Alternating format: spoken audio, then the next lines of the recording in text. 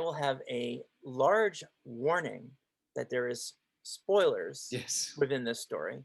Because as I reminded you on DM, there is a very large development in this week's episode that I just want to get out of the way Yes. so we can pay fan service to the fact that the mirror universe is back. Yes. How long ago was it that you filmed this? Oh my goodness.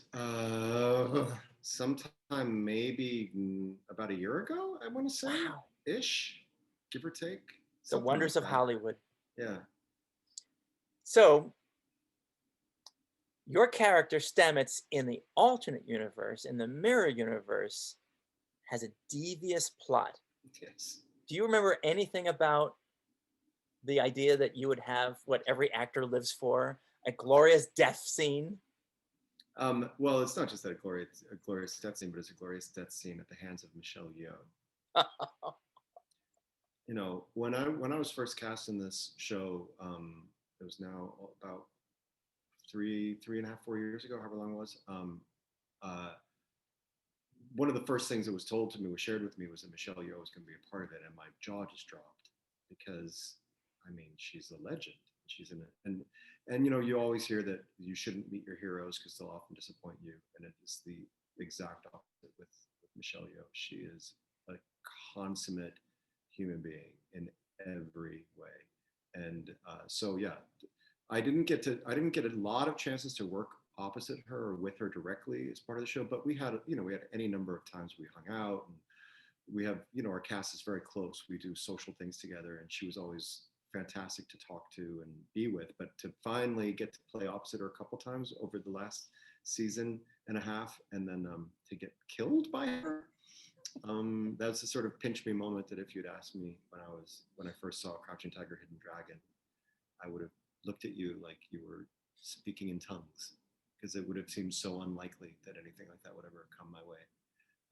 So yes, and as you can imagine, I don't remember exactly how many times we did the shot. There were a couple different shots, but one of the main shots was, you know, it's like creeping up behind her, and then she quickly turns and stabs me in the throat.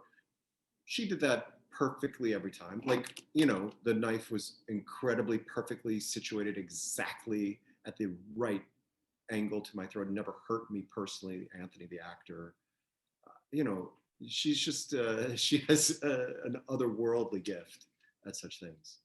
Grace comes to mind. She's just so Yes. graceful. And she, I mean, she talks a lot about she has a dance background, and that's so much of what she has brought to her martial arts work in films over the years, is that kind of discipline and that kind of grace and beauty, and she thinks of it in terms of dance. And then she just also just knows exactly, because of her experience working with Jackie Chan and all the other greats of the genre, they all collaborated so much to make sure that every shot of every stunt that they did would work for any angle. So she knows all the technical things as well as all the artistic things. So she's just like the perfect person. We are so lucky to have been graced by her. But you also have a theatrical background which plays into this particular episode, in which you are sort of like the narrator of a big production. And I imagine that you called upon, you know, I mean, you must weekly call upon your theatrical skills, because acting on the small screen is not small. Yeah, and especially with Trek, you know, I think other actors have said something like this, that acting on a show like Trek, it's in some ways at times like acting in something like Shakespeare or a period piece, where the language can be really heightened. Oh, You know, and the situations can be heightened. Like when you're in this, you know, when you're in Hamlet, you're talking to a ghost. You know, when you're in Star Trek, you're talking to an alien. I mean, there. Some of our training comes from inhabiting any kind of fantastical realm or world, or you're doing Midsummer Night's Dream or the Scottish play, and then also having to, yeah, having the heavy lift of technical language, or language that I would never utter in my normal life. So I do believe that having a background in theater and a willingness to kind of stretch yourself. You know, I think a lot of actors who grow up only doing film and television sometimes can maybe feel a little nervous about taking bigger risks, because, you know, there's this notion that when you're on film, things have to be small and quiet, which is often the case too. It's not, you know, it's not that it's not that, but yeah, and I think in Trek, people like Patrick Stewart and William Shatner, Leonard Nimoy, had tremendous theatrical background. Brent Spiner, and that absolutely served them incredibly well. You stand on the shoulders of giants, that's for I sure. do. Now, you and Wilson Cruz, who you play partners on the show, now you each have a death scene that you can compare notes Yes. with. And Yes. of course, there'll be fans who say, oh, they're killing off the gays again. Any thoughts on those two things? Well, I think A, in the Mirror Universe, who knows what anyone is? I think everyone's a little bit pansexual, probably. A, but B, yeah. I not to give any more spoilers away, but what we're this version of the Mirror Universe we're seeing is also it's almost in some ways a mirror of the mirror. So it, it's not canon in quite the same way as what we saw in season one, you could say. And if it's another peeling back of the curtain and of the layers of these mirrors.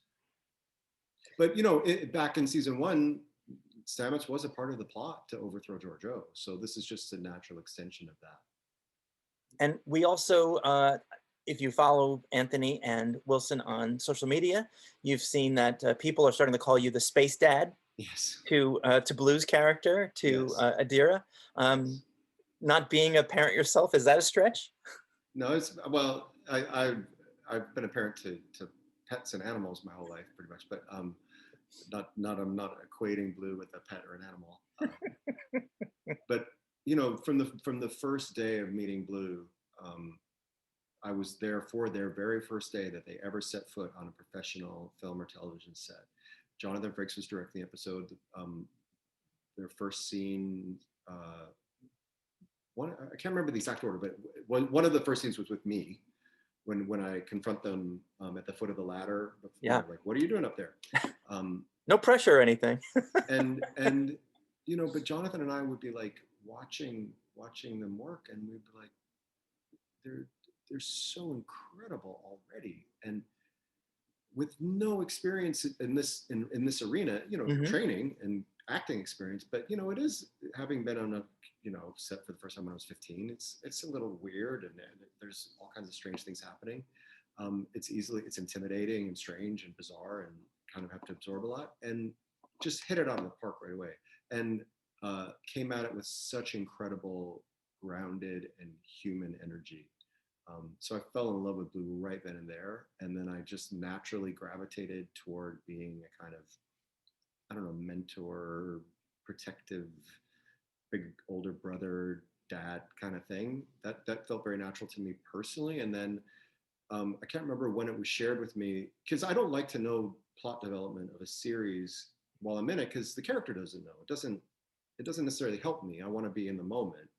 That's Um, interesting. Yeah. so at some point it was shared with me. I could sort of, I was wondering if that's where it was headed. And then it was shared with me that that's sort of where it was headed, is this relationship was going to be very meaningful and deepening. And the bond that Adira and Stamets have was going to be sort of spine throughout the season. And that was something that was very easy to live into, because I felt that so naturally with Blue anyway.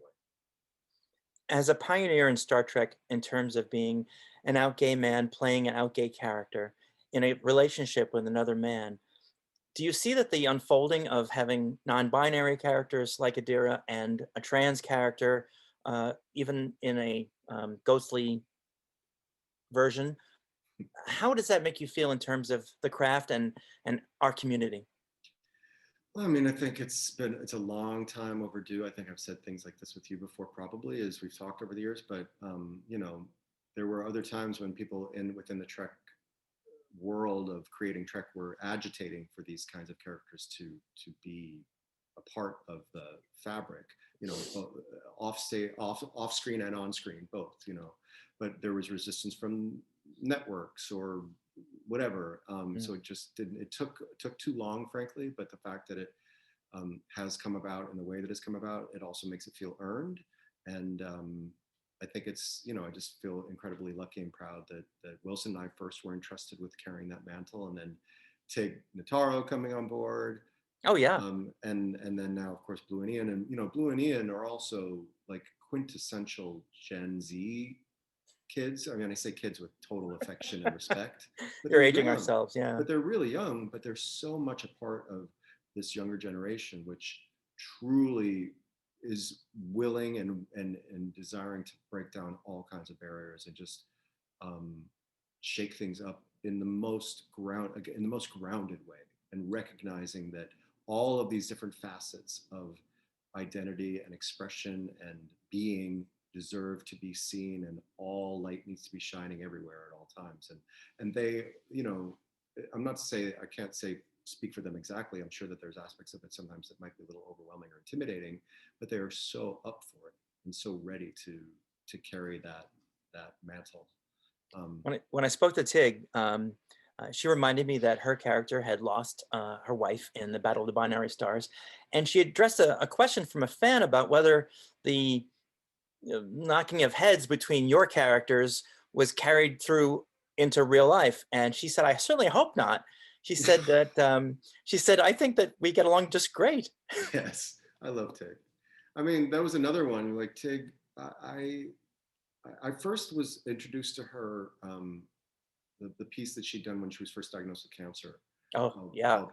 Live or Live, depending on how you read it. Mhm. And I wasn't warned what it was about. And my mom passed away from cancer. But just like immediately, I was just so taken by it. And I was one of the things I was so taken by was her honesty, authenticity, and also humor in the face of it, but just her willingness to just be totally authentically herself and share every aspect of it. And that's something that I've really, I strive to do in my life. So when I heard that she was going to be part of the show, I was also, again, sort of crossing my fingers, like, I hope, she's one of my heroes. I hope she's as cool as she seems. And she absolutely was, you know. So yeah, we've had a complete blast. And I really love when she's on set, and I wish she could be on set more often.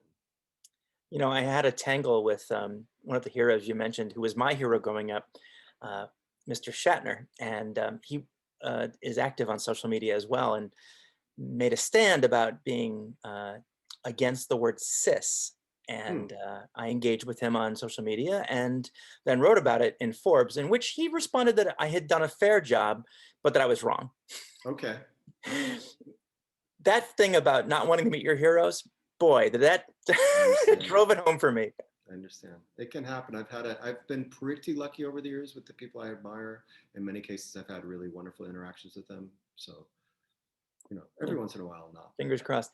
Tell me about this D&D thing that's really happening. This is something that, now, I'm not a D&D person, but I'm very interested in learning more about it. And it seems Yeah. like y'all are really interested in it.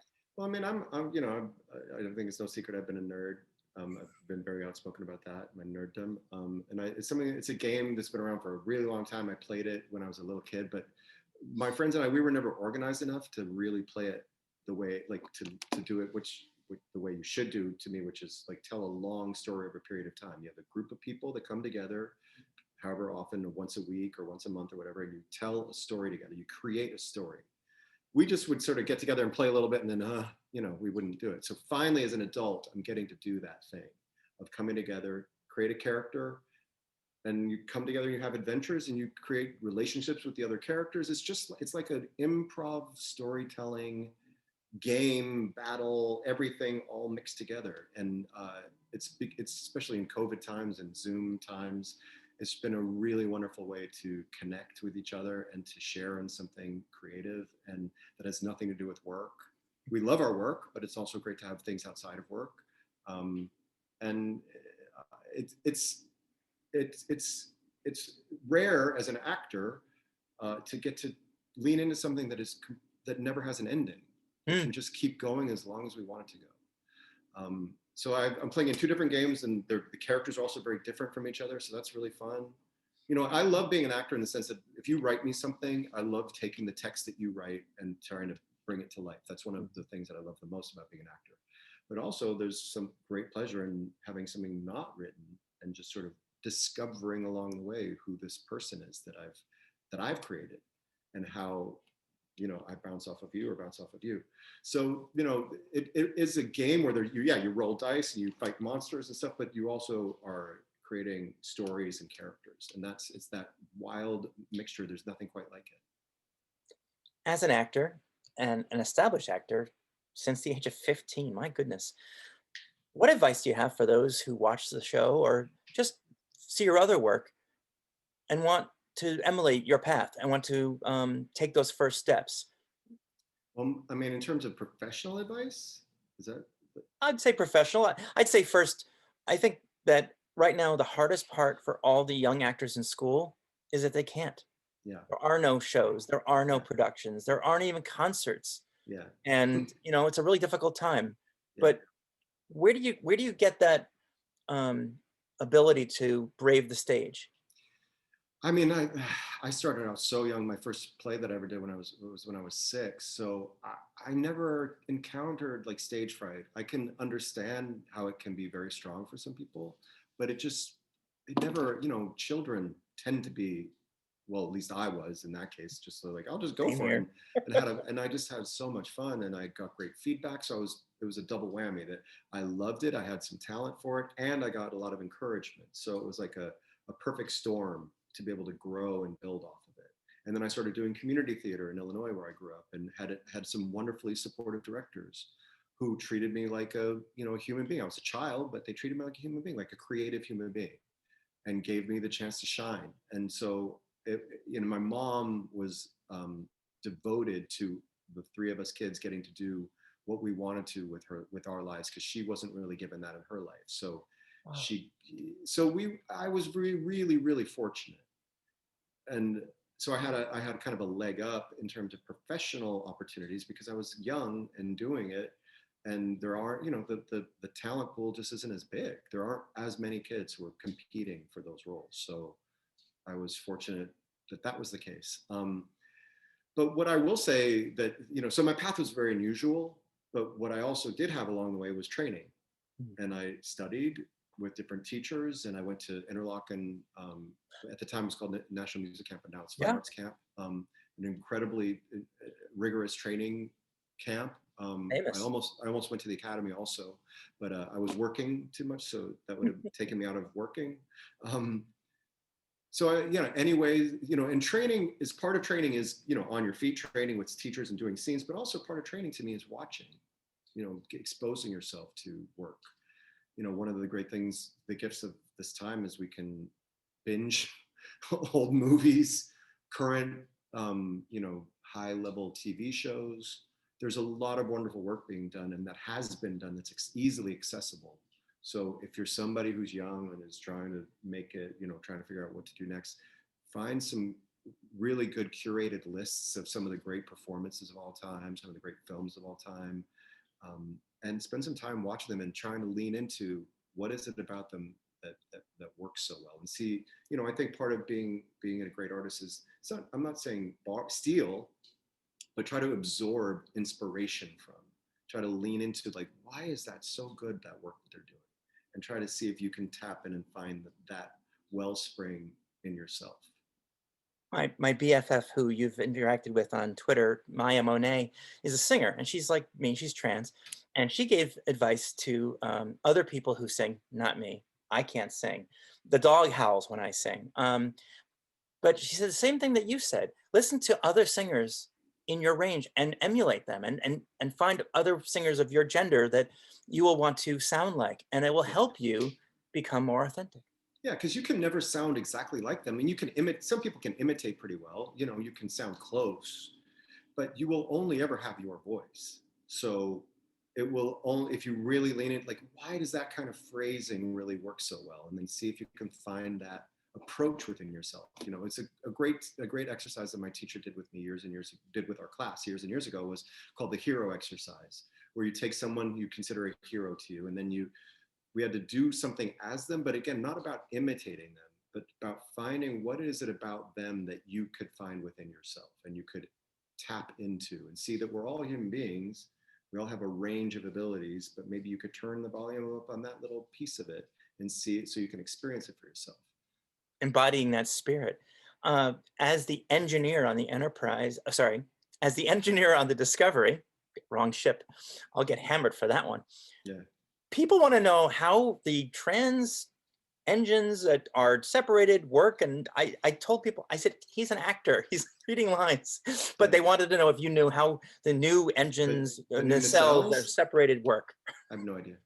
But I will remind people, so I know that it's easily confused because Stamets is in engineering, but Stamets is not the engineer of the ship. Stamets is the spore drive, and spore drive, I don't even know if there's even a title. I lead that department, and I'm also a scientist available to any number of scientific exploratory or investigative or, you know, especially I think leaning more towards biology, astromycology, but has a background, a wide background, like a really brilliant person. So And named yes, after a real person, right? Your yes, character? yes, yes, and a really wonderful scientist, mycologist named Paul Stamets, who does incredible work in the field of mycology, which is the study of fungi and mushrooms. Um, My last question for you is, what's next for you? And I know you're so busy in the current next season of Discovery, but what other projects do you have going on? Anything on the horizon? there's a really, it's a very, sort of small scale in some ways thing. I got invited by Swapna Krishna, she's a writer herself. She's written for like Sci-Fi Wire, I believe, and other outlets. She invited me to contribute a story to an anthology that she's co-editing called Swordstone Table, in which writers are taking the Arthurian legends and doing spins on them. So that would be make them, multicultural, LGBTQ, just finding ways to kind of, Adapting, yeah. adapting some aspect of the legend, any aspect. That was the only brief, was the Arthurian legends, find some way to adapt to what you want, a story you want to tell. So I was incredibly honored to do that. So I worked really hard on a story that I'm proud of. It turned out pretty well, I think. And so that's going to be coming out sometime in spring or summer. But other than that, we're very much in the thick of season 4 production right now in Toronto. And And I it's thank been, you for taking time away from that. oh, it's my Please pleasure. extend to everybody in the Star Trek Discovery family our eternal thanks. You have, you, I know this seems like I'm blowing gas up your tailpipe, but you all have brought back Star Trek, real Star Trek, and made us all excited again. Thank you. It's an honor. Thank you. Thank you, Anthony. That'd be fun. Yes. All right. Thanks, Peace. Don. Take care. Thank you.